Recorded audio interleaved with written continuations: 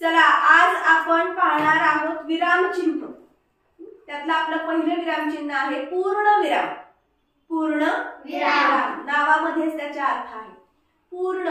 पूर्ण म्हणजे वाक्य पूर्ण झाल्यानंतर जो विराम दिला जातो, जे चिन्ह दिलं जातं त्याला म्हणायचं पूर्णविराम। बघा, मी गावाला गेले, माझं वाक्य संपलं। त्यानंतर मला पुढचं वाक्य चालू करायचं। तेच जर मी फास्ट बोलत राहिले तर तुम्ही म्हणणार की मॅडमच्या गाडीला ब्रेकच नाहीये, है की नाही? म्हणजे बोलण्यामध्ये सुद्धा आपल्याला काही ठिकाणी थांबावं लागतं, श्वास घ्यावा लागतो आणि मग आपलं बोलणं चालू ठेवावं लागतं। मग जिथं श्वास घ्यायचा आहे, जिथं थांबायचे, जिथं त्या वाक्याचा अर्थ पूर्ण होतो त्या ठिकाणी आपण एक चिन्ह द्यायचे आणि ते चिन्ह काय? पूर्णविराम। विराम म्हणजे थांबणे, थांबण्याची जागा जिथं आहे ते दाखवणारं चिन्ह म्हणजे पूर्णविराम। कळलं? पूर्णविराम दुसरा एक आहे, कोणता आहे तर एखादा शब्द जर आपल्याला संक्षिप्त रूपात लिहायचा असेल तर त्या ठिकाणी हे चिन्ह वापरलं जातं, त्याला सुद्धा म्हणायचं पूर्णविराम। कोणतं चिन्ह आहे ते तर उदाहरणार्थ मी सांगते तुम्हाला, पु ल देशपांडे। पु ल देशपांडे हे शब्द लिहिल्यानंतर काय होणार आहे आपल्याला? पु पहिल्यांदा लिहिलं तेव्हा त्याच्यानंतर एक विराम दिलेला आहे, तो आहे पूर्णविराम। ल त्याच्यानंतर पण एक छोटंसं चिन्ह दिलेले ते आहे पूर्णविराम आणि नंतर ते वेदाचं नाव लिहायचं आहे, वेदांतिका पंकज बोबडे। मग वेदांतिकाचं वे, पंग, बोबडे। वे नंतर पूर्णविराम, पंग नंतर पूर्णविराम आणि बोबडे नंतर तो शब्द पूर्ण झालेला आहे। कळलं का? त्याचबरोबर आणखीन एक उदाहरण सांगते। समजा श्रीमान। श्रीमान म्हणजे श्री नंतर आपण काय दिला इथं? टिंब दिला म्हणजे पूर्णविराम दिला। त्यानंतर अजून एक उदाहरण सांगता येईल, विनंती विशेष। विनंती विशेष, वी टिंब दिला, वी टिंब दिला म्हणजे आपण अजून एका प्रकारचा हा विराम चिन्ह वापरलेला आहे, यालाही म्हणतात पूर्णविराम।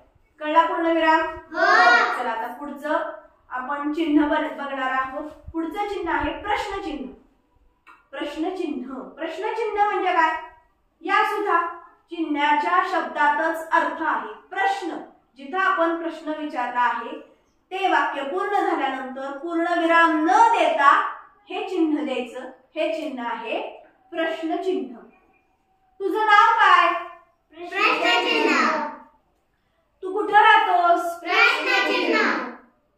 तुझा आवडता रंग कोणता? प्रश्नचिन्ह। पूर्णविराम द्यायचा नाही, जिथं प्रश्न विचारलेला आहे तिथं द्यायचं हे चिन्ह। चिन्ह काय नाव आहे त्याचं? प्रश्नचिन्ह। चला आता पुढचं आपण विराम चिन्ह पाहणार आहोत, ज्याचं अतिशय सोपं चिन्ह आहे, दिसतंय सगळ्यांना?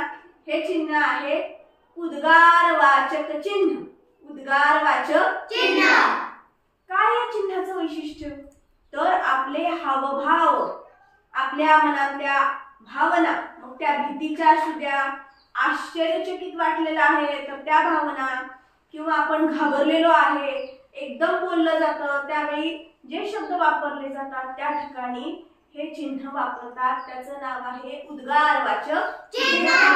अबब केवढा मोठा हा हत्ती, बाप रे केवढा मोठा साप, अरे रे फार वाईट झालं। मी काय केलं? भावना व्यक्त केल्या। काय भावना आहे? आश्चर्य, अय्या किती सुंदर साडी। म्हणजे मी माझ्या मनातल्या काय केल्या? भावना व्यक्त केल्या, शब्दात व्यक्त केल्या आणि या शब्दांना जोड आहे कशाची? चिन्हाची, आणि ते चिन्ह आहे उद्गारवाचक चिन्ह। चिन्ह देताना तो जो विशिष्ट शब्द आहे त्या शब्दानंतर हे आपल्याला चिन्ह द्यायचं आहे। आता आपण इथं दिलं अबब, काय लिहिलं आपण इथं? अबब केवढा मोठा साप। तर अबब नंतर काय दिलेलं आहे? हे चिन्ह दिलेलं आहे आणि त्याच्यानंतर काय केलंय? केवढा मोठा साप असं लिहिलेलं आहे। म्हणजे आपल्या भावना व्यक्त करण्यासाठी दिलेलं हे चिन्ह आहे, तेच आहे उद्गार, म्हणजे आपल्या भावना उद्गारवाचक चिन्ह। आपण जे आतापर्यंत चिन्ह शिकली त्या प्रत्येक चिन्हामध्येच त्यांचा अर्थ, त्याच्या नावातच अर्थ सांगितलेला आहे. आपण त्याच्या पुढचं चिन्ह आता पाहूया. चिन्हाचं नाव आहे स्वल्पविराम. स्वल्पविराम. स्वल्पविराम म्हणजे काय? तर स्वल्पविराम म्हणजे जेव्हा एकाच जातीच्या, एकाच प्रकारातल्या ठराविक शब्दांचा वापर वाक्यामध्ये केलेला असतो, अशा ठिकाणी हा विराम वापरलेला आहे. म्हणजे थांबायचे. विराम याचा अर्थच काय होतो? थांबणे. विराम म्हणजे थांबणे. स्वल्पविराम, या स्वल्पविरामामध्ये काय? थांबायचे आपल्याला. उदाहरणार्थ मी सांगितलं, माझ्या वर्गात प्रथमेश स्वल्पविराम, अर्णव स्वल्पविराम, रुद्र स्वल्पविराम, विघ्नेश स्वल्पविराम, श्रावणी आहे. श्रावणी आहे. या वाक्यामध्ये श्रावणी नंतर पुन्हा स्वल्पविराम दिला का? नाही दिला. बघा बरं, दिसतोय का? नाही दिला. मी काय केलं? मी तर या वाक्यामध्ये एकाच जातीच्या शब्दांचा वापर केलाय. कोणती जात आहे? तर नाव. कोणती जात आहे? नाव. वर्गातल्या मुलांची नावं, व्यक्तींची नावं. ही नावं मी एका मागोमाग एक लिहिलेली आहेत. मग ही नावं लिहिताना मध्ये मध्ये मला थांबायचंय, त्या ठिकाणी मी काय दिलेला आहे? स्वल्पविराम दिलेला आहे. काल जेवणामध्ये भात स्वल्पविराम, आमटी स्वल्पविराम, जिलेबी स्वल्पविराम, मठ्ठा स्वल्पविराम, भजी, कोशिंबीर होती. बघा, याच्यामध्ये जेवढी नावं मी खाण्याच्या पदार्थांची घेतली त्या प्रत्येक नावाच्या मध्ये काय काय केलेलं आहे? स्वल्पविराम दिला. फक्त शेवटी द्यायचा नाही, हा नियम लक्षात ठेवायचा. एकाच जातीच्या पदार्थांची नावं मी घेतली. आता नावांचे नाव कुठलेही असेल ना, रंग पण मी सांगू शकते तशाच पद्धतीने. मी म्हणणार की मला ना गुलाबी, पिवळा, हिरवा, निळा, जांभळा रंग आवडतो. मग हे रंगांची नावं मी सांगितली. रंग हे एका जातीचे आले सगळे. मग आता हे दना दना दना वाचता ना थांबण्यासाठी स्वल्पविराम वापरायचा. जंगलात वाघ, सिंह, हत्ती, घोडा, हरिण असे प्राणी राहतात. मग हरिण शेवट झालं की नाही? मग हरिण जिथं शेवट झालं त्या ठिकाणी थांबायचं. तिथनं पुढे स्वल्पविराम द्यायचा नाही. कळलं सगळ्यांना? हो. अशा पद्धतीनं स्वल्पविराम म्हणजे एकाच जातीच्या ज्या शब्द आहेत त्या शब्दांच्या मध्ये थांबण्यासाठी जे चिन्ह दिलं जातं त्याला म्हणायचं स्वल्पविराम. स्वल्पविरामानंतर आपण पाहणार आहोत अर्धविराम. कोणता विराम? अर्धविराम. अर्धविराम. अर्धविराम हे थोडस लक्षात ठेवायला अवघड आहे. असे 2-3 चिन्ह आहेत की जी आपल्याला थोडीशी समजून घ्यायची आहेत. आणि ती समजली की नाही की आपल्याला सगळे विराम चिन्ह समजणार आहे. इकडे जरा थोडस लक्ष बारकाईने द्यायचं. अर्धविराम. कसला विराम? अर्धविराम.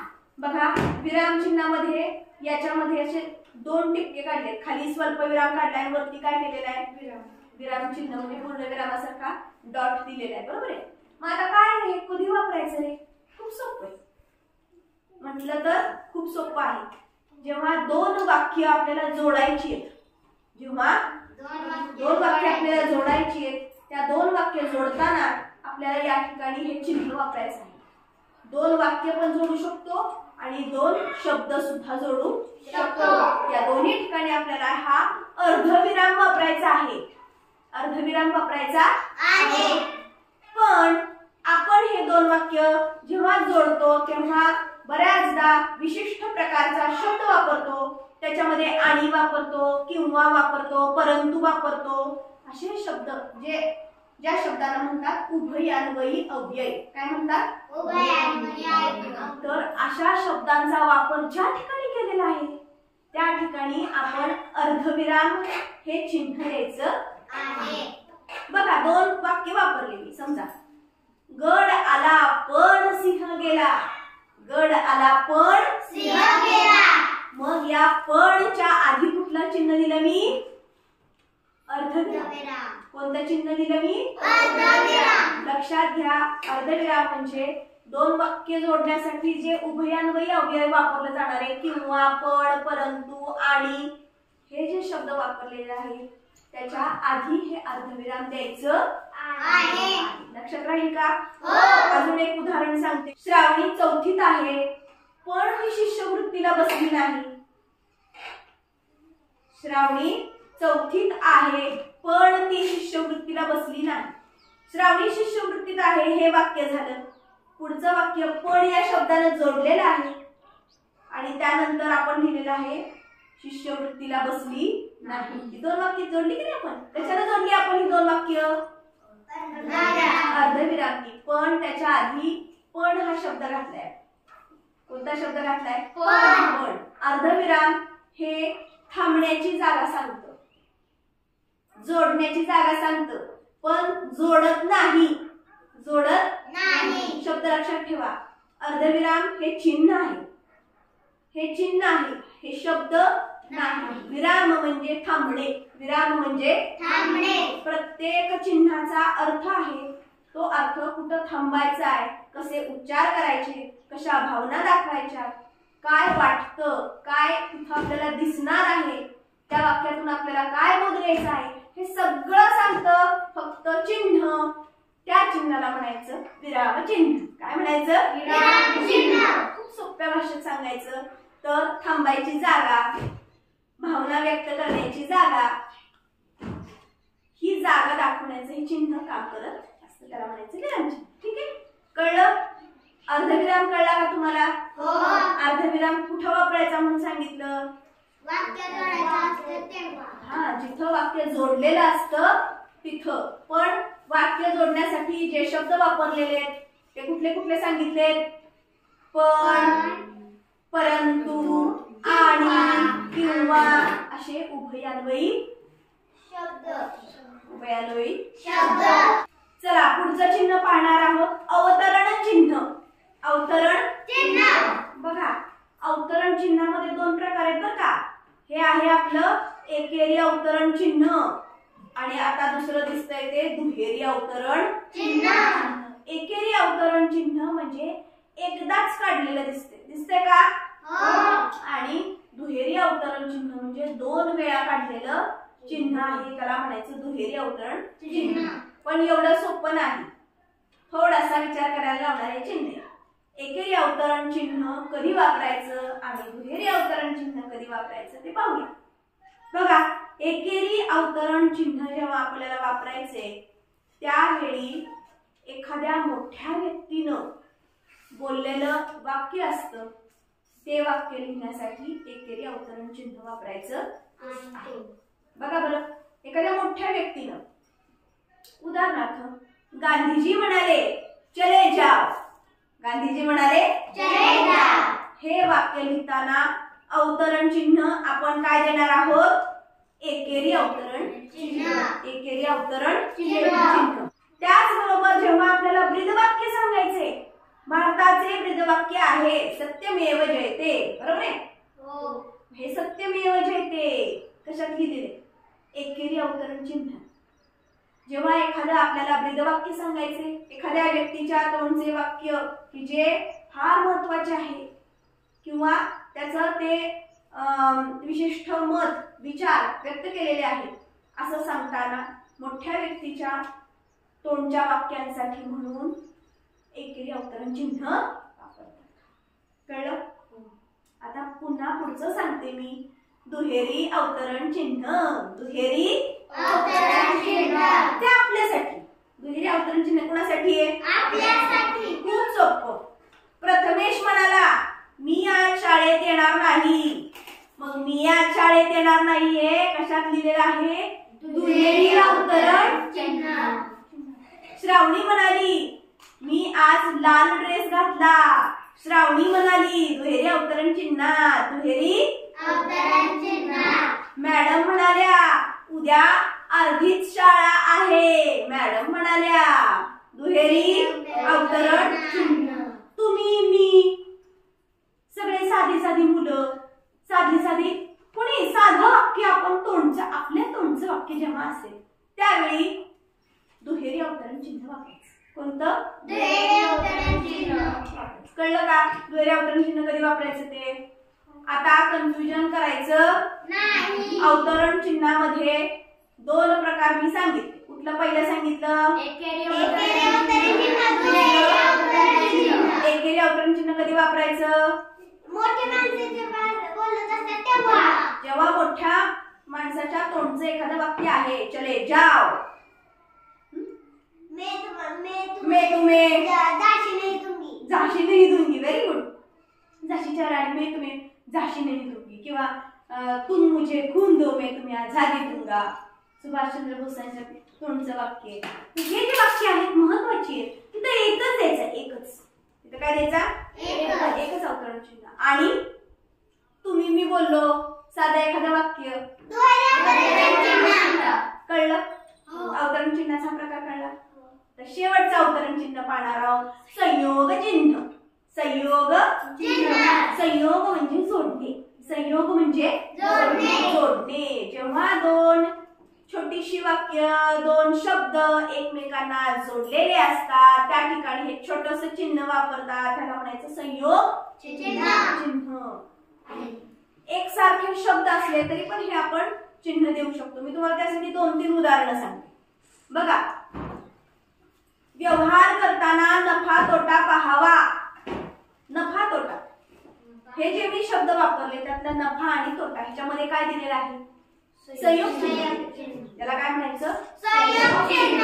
नफा तोटा याचा एकत्रित अर्थ आपल्याला या ठिकाणी सांगायचा आहे, म्हणून हे चिन्ह दिलेलं आहे. आणखीन एका ठिकाणी आपण वापरू शकतो, माझे सासू सासरे तीर्थयात्रेला गेले. सासू सासरे एकच, सासू कामा सासरे असं नाही म्हणायचं. सासू सासरे आपल्याला तिथे एकत्र अर्थ लावायचा आहे, म्हणून सासू सासरे ह्या आपण शब्द काय केलेला आहे? संयोग चिन्हानं जोडलेला आहे. अजून एका ठिकाणी मी तुम्हाला सांगते की संयोग चिन्ह कुठं द्यायचं. तर जेव्हा आपण वाक्य बोलतो, जेव्हा आपण वाक्य लिहितो आणि आपली ओळ पूर्ण होते पण आपला शब्द अर्धात झालेला असतो, त्या ठिकाणी छोटीशी डॅश मारायची, म्हणजे संयोग चिन्ह द्यायचं आणि नंतर खाली हे वाक्य असं लिहायचं. इथे दिसतंय का तुम्हाला मी काय केलंय ते? हे वाक्य मी लिहिलं. तुम्हाला काय लिहिलंय वाक्य मी? आज मी गावाला जाणार आहे. जाणार र खाली लिहिला आणि मग आहे. याच्यामध्ये मी काय केलं? संयोग चिन्हानं हे वाक्य एकत्र आहे असं सांगण्याचा प्रयत्न केलेला आहे. तसंच गणितामध्ये 2/3, 2 नंतर बारीक संयोग चिन्ह आणि नंतर तृतीयांश एकत्र लिहायचं आहे.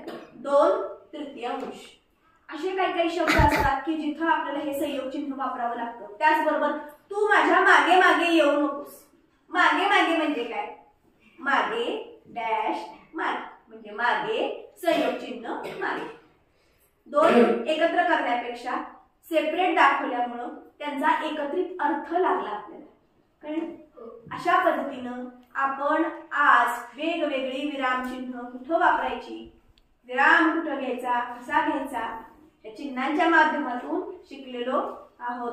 आता शिष्यवृत्तीच्या परीक्षेत चिन्हावरती कुठलाही प्रश्न आला किंबहुना आपल्या नेहमीच्या चाचणीमध्ये सुद्धा कुठेही हा प्रश्न आला तर चुकणार नाही, कारण आपण खूप डिटेल मध्ये सविस्तर याचा अभ्यास केलेला आहे.